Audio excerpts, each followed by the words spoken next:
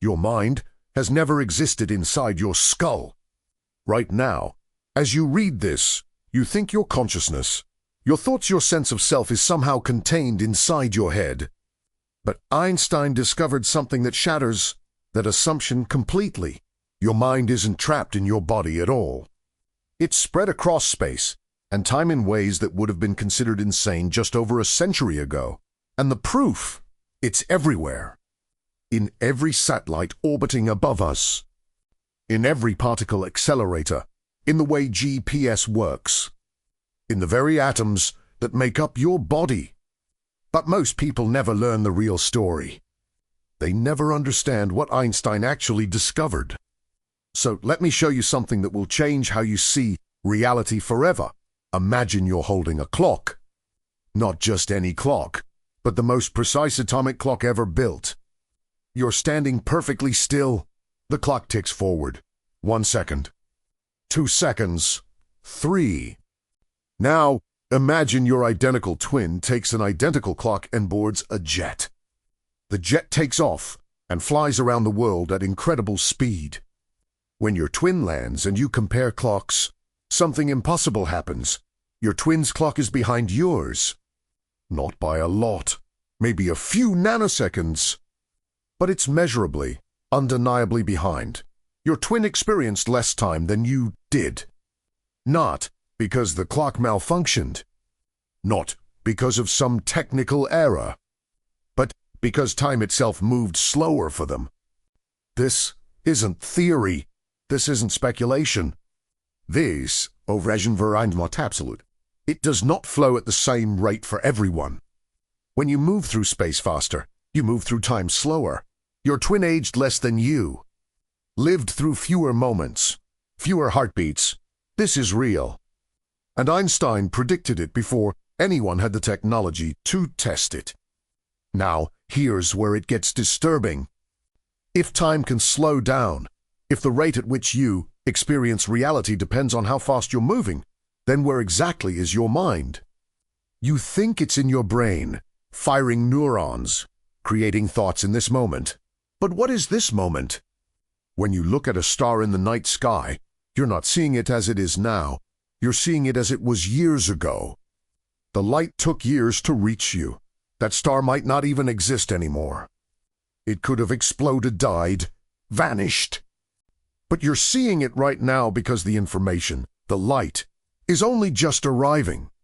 Your present moment contains the past of that star, so when is now the moment the light left the star, or the moment it hit your eye. And if now is different depending on where you are and how fast you're moving, then your mind, your consciousness, isn't experiencing one universal now. It's experiencing your now, which is different from everyone else's now. Here's where most people hit a wall. Before Einstein, everyone assumed that if something happened in New York at exactly 3 p.m. and something else happened in Tokyo at exactly 3 p.m., those events were simultaneous.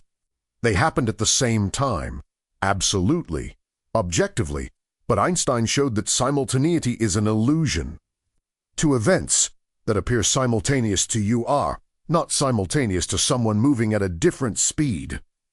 If you're on a train moving close to the speed of light, and you see two lightning strikes hit both ends of the train at the same time, someone standing on the platform watching you will see one strike before the other.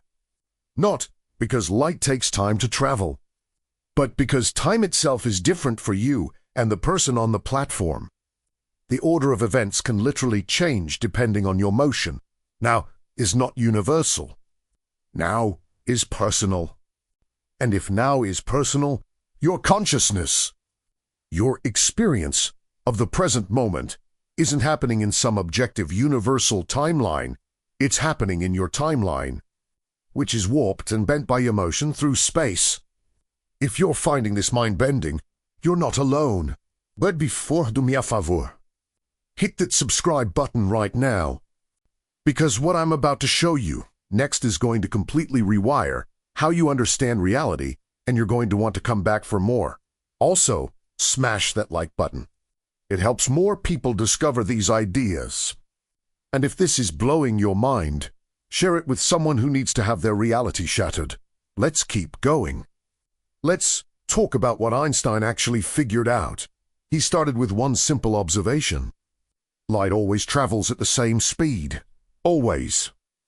No matter how fast you're moving, no matter what direction you're going.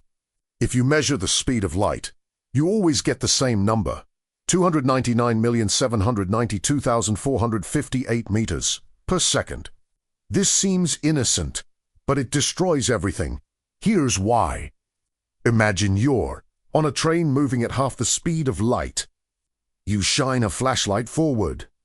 Common sense says the light should now be moving at the speed of light plus the speed of the train.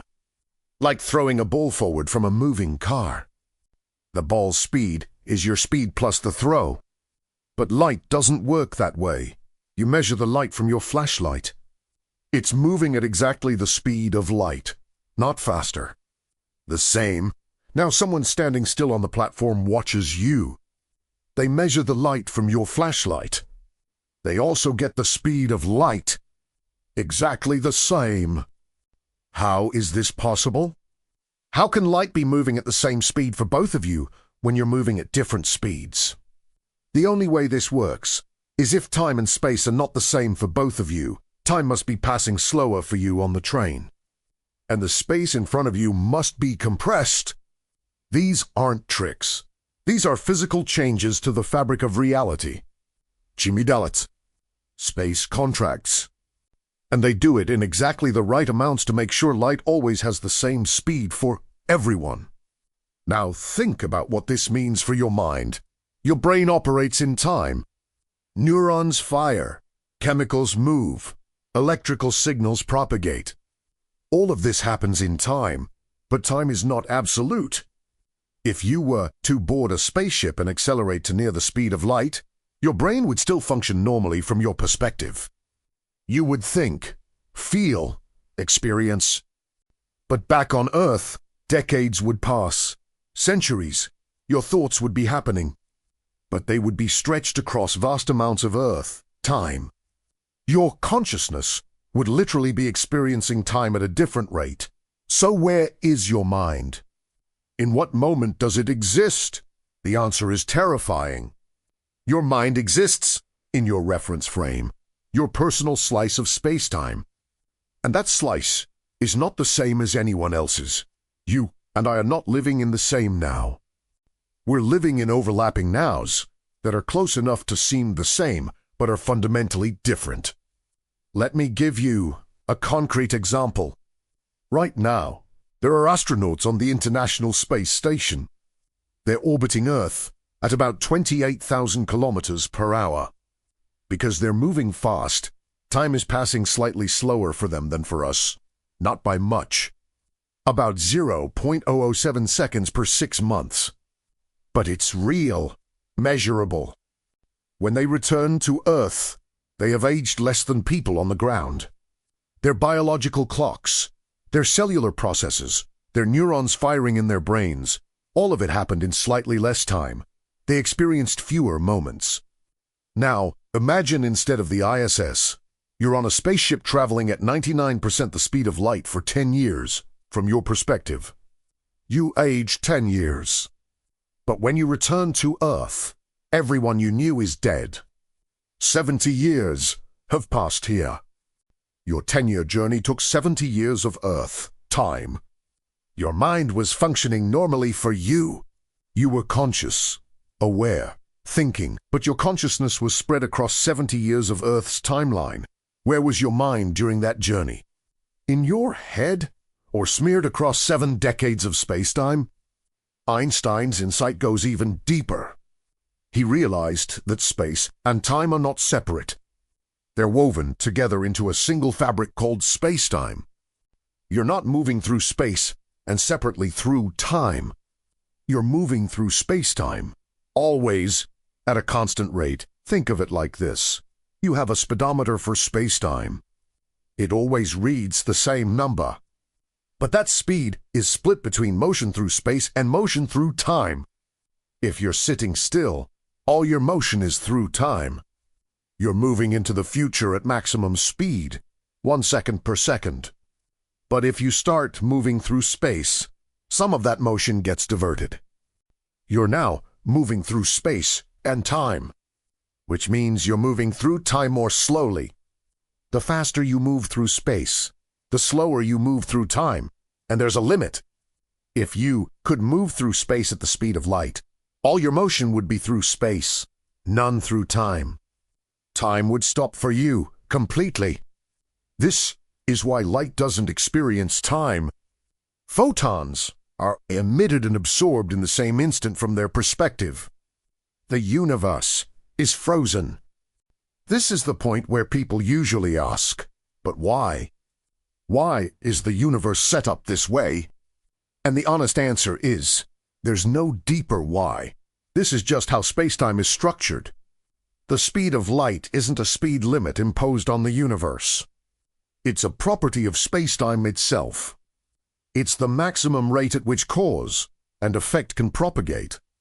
The maximum rate at which information can travel. The universe has this built-in conversion factor between space and time, and that conversion factor is the speed of light. It's not that light is special. It's that space-time has a maximum rate, and light happens to travel at that rate because photons have no mass. If light didn't exist, the speed limit would still be there. It's a feature of reality, not of light. Now let's bring this back to your mind. Your consciousness is a process. It's neurons firing, chemicals binding, electrical signals propagating across synapses. All of this happens in time.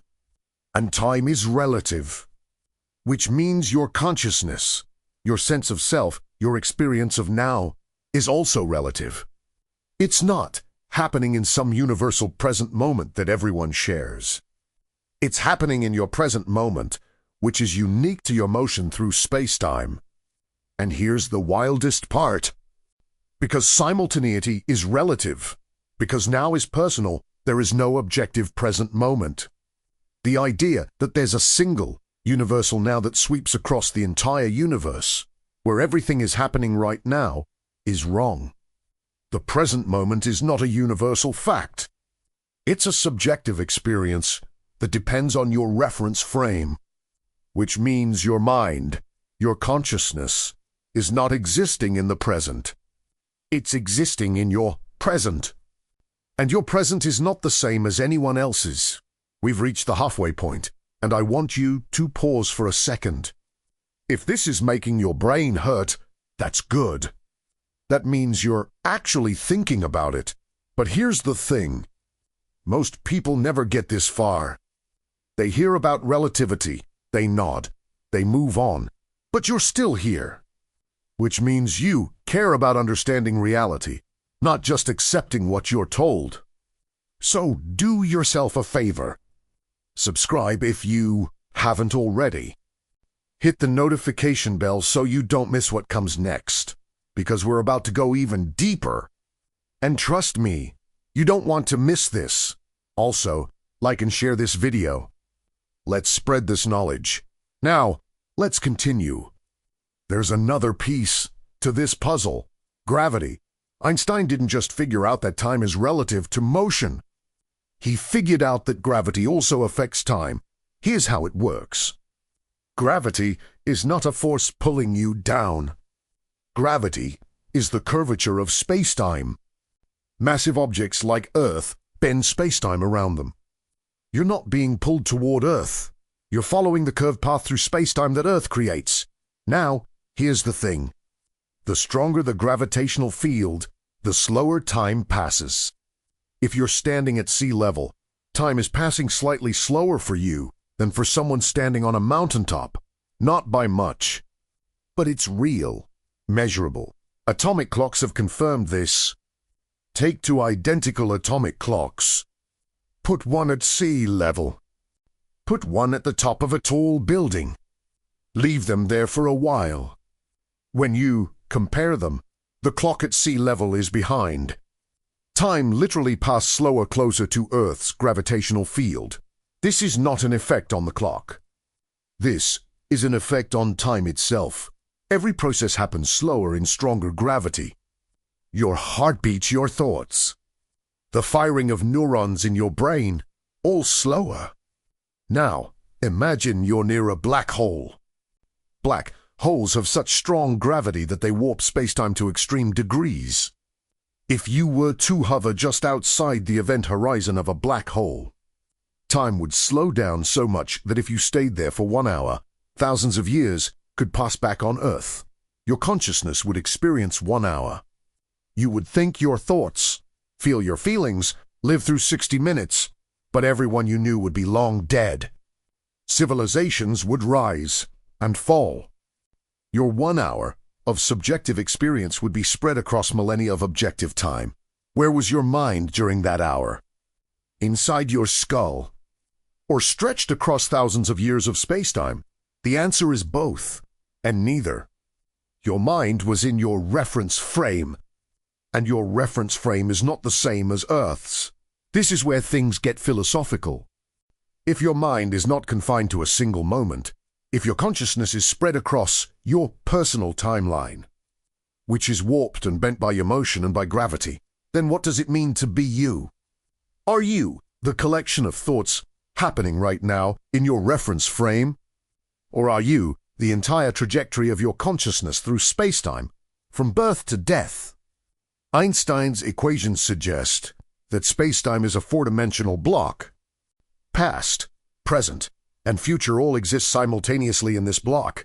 You don't move through time. You exist in time. Your entire life, from the moment you were born to the moment you die, is a four-dimensional object stretched through spacetime. Every moment you've ever experienced, every thought you've ever had, exists as a fixed point in this four-dimensional structure. You think you're moving through time, experiencing one moment after another. But from the perspective of spacetime itself, you're not moving at all. You're already there, all of you. Every version of you at every moment of your life, existing simultaneously. This idea is called the block universe, and it's deeply unsettling. If the block universe is true, then the future already exists. It's already out there, laid out in spacetime, just as real as the past. You think you have free will, that you're making choices that create the future. But if the future already exists, if it's already a fixed part of the four-dimensional block, then how can you change it? This is one of the deepest philosophical problems in physics. Does relativity imply that free will is an illusion? That everything that will ever happen has already happened in the four-dimensional sense? Or is there still room for genuine choice, genuine creation of new moments? Physicists and philosophers are still debating this. There's no consensus. But what's clear is that Einstein's theory forces us to completely rethink what it means to exist in time. And if your existence in time is not what you thought, then your mind, your sense of self, is also not what you thought. Let me give you another example that makes this concrete. Right now, as you listen to this, you think you're experiencing this moment. But the sound waves from this video took time to reach your ears. The light from your screen took time to reach your eyes.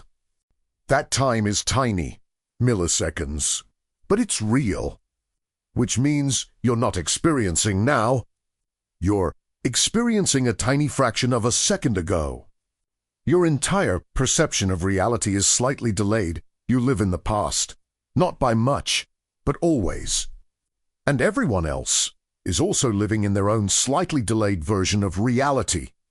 We're all experiencing different nows, offset by tiny fractions of time, warped by our motion and position in gravity. And we think we're all experiencing the same moment. But we're not. We're each trapped in our own personal now, our own slice of spacetime, experiencing reality from our unique perspective. Your mind is not in your body. It's in your reference frame. And your reference frame is not the same as mine.